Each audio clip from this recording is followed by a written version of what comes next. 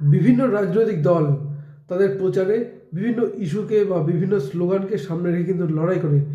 বিজেপির কথা যদি বলি, তাদের যেমন প্রধান স্লোগান জয় শ্রীরাম। কংগ্রেসের স্লোগান রয়েছে ঠিক একই রকমভাবে আমাদের পার্টি গ্যারান্টি।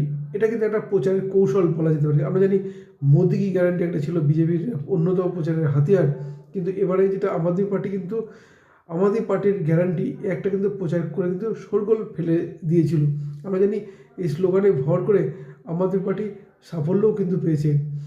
দিল্লিতে এর আগে দুবার ক্ষমতায় বসেছে, আমরা জানি পাঞ্জাবে ক্ষমতা দখল করেছে এবং কি সারা দেশের সংগঠনের ব্যাপক বৃদ্ধি হয়েছে। কিন্তু এবারে আমরা জানি 5ই ফেব্রুয়ারি দিল্লি বিধানসভা নির্বাচন এবং তার আগেই অরবিন্দ কেজরিওয়াল নিয়ে এলেন এবার 15টি গ্যারান্টি। কেন বলছি কথা, সব কিছু আলোচনা করবো আজকের এই ভিডিওতে। নমস্কার, আমি সত্যজিৎ পাল। আগামী 5ই ফেব্রুয়ারি দিল্লির বিধানসভা নির্বাচন হতে চলেছে এবং ইতিমধ্যে সমস্ত রাজনৈতিক দল কিন্তু প্রচারে ঝাঁপিয়ে পড়েছে। পিছিয়ে নেই আম আদমি পার্টি এবং তারা কিন্তু আগে থেকে বিশেষ করে প্রার্থী নির্বাচন থেকে শুরু করে প্রচারে ঝাঁপিয়ে পড়েছে নানান ইস্যুতে।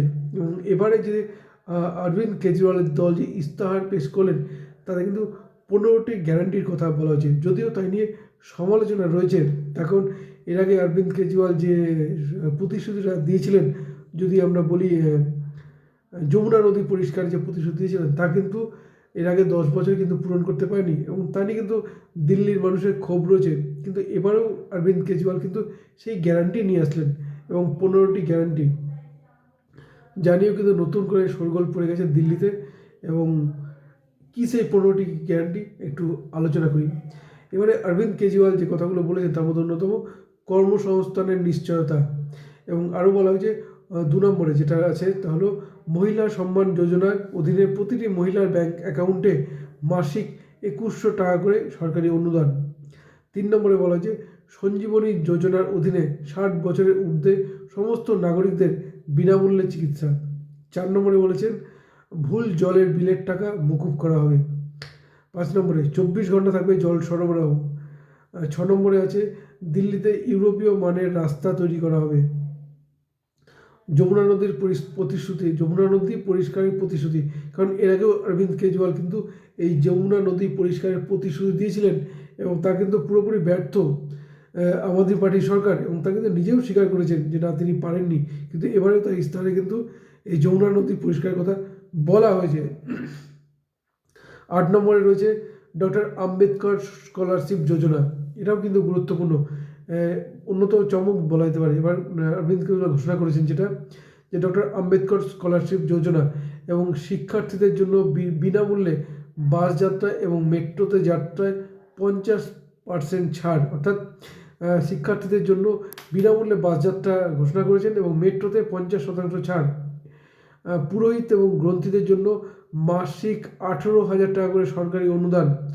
এই নিয়ে কিন্তু একটা বিতর্ক তৈরি হয়েছিল, তার কারণ অনেকেই বিজেপির পক্ষ থেকে বলা হয়েছিল যে অরবিন্দ কেজরিওয়াল ভোটের সময় হিন্দু এবং অন্য সময় অন্য দলকে পোষণ করেন। এবং সেখানে কিন্তু অরবিন্দ কেজরিওয়াল পাল্টা বলেছেন যে বিজেপি রাম মন্দির করে, কিন্তু কোনো পুরোহিতদের বিজেপি কিন্তু সেইভাবে এরকম কোনো ঘোষণা করেনি। কিন্তু অরবিন্দ কেজরিওয়াল পুরোহিত এবং গ্রন্থীদের জন্য কিন্তু 18,000 টাকা সরকারি অনুদানের কথা ঘোষণা করেছেন। পাশাপাশি যারা ভাড়াট থাকেন দিল্লিতে, তাদের কিন্তু বিনামূল্যে বিদ্যুৎ এবং জল। আমরা জানি দিল্লি প্রচুর মানুষ, বহু মানুষ কিন্তু ভাড়া থাকেন দিল্লিতে, যার ফলে কিন্তু এই ঘোষণাও কিন্তু গুরুত্বপূর্ণ। এবং ভাড়াটিদের মধ্যে বলা চলে বহু ভোটারও রয়েছেন, ফলে এটাও কিন্তু একটা নজর কাটতে পারে। আরেকটা যেটা বলা হয়েছে পুরনো নিকাশি লাইন মেরামতের কাজ, অর্থাৎ যে পুরনো নিকাশি ব্যবস্থাগুলো রয়েছে যেগুলো প্রায় ধ্বংসের মুখে, সেগুলো কিন্তু মেরামতের কাজ শুরু করবেন বলা হয়েছে কেজরিওয়ালের এই ইশতেহারে। নতুন রেশন কার্ড পাওয়ার জন্য উইন্ডো করা হবে, অর্থাৎ যে রেশন কার্ড নিয়ে একটা যে কিন্তু জটিলতা আছে, সেই রেশন কার্ড যাতে মানুষ সহজে পান তার জন্য কিন্তু পাওয়ার উইন্ডো করা হবে এই ইশতেহারে রয়েছে। অটো, ট্যাক্সি, ই রিক্সা চালকদের জন্য জীবন বিমার সুবিধা এবং সেই সঙ্গে তাদের মেয়ের বিয়ের জন্য 1,00,000 টাকা সরকারি অনুদান এবং শিশুদের জন্য বিনামূল্যে কোচিংয়ের সুবিধা। এটাও কিন্তু বলা হয়েছে অরবিন্দ কেজরিওয়ালের ইশতেহারে। এবং আবাসিক কল্যাণ সমিতিতে নিরাপত্তারক্ষী মোতায়েন করা হবে। এটাও কিন্তু অত্যন্ত গুরুত্বপূর্ণ, কারণ আবাসিক কল্যাণ সমিতিতে এরা কিন্তু নিরাপত্তারক্ষী ছিল না, যার ফলে কিন্তু অপ্রীতিকর ঘটনা দেখা গেছে। কিন্তু এবার কেজরিওয়াল ঘোষণা করেছেন যে আবাসিক কল্যাণ সমিতিতে নিরাপত্তারক্ষী মোতায়েন করা হবে। ফলে আগামী যে 5ই ফেব্রুয়ারি দিল্লির নির্বাচন হতে চলেছে, তারাই কিন্তু স্ট্র্যাটেজি অর্থাৎ বলা চলে ইশতেহার প্রকাশ করে দিলেন অরবিন্দ কেজরিওয়াল এবং তার দল আম আদমি পার্টি।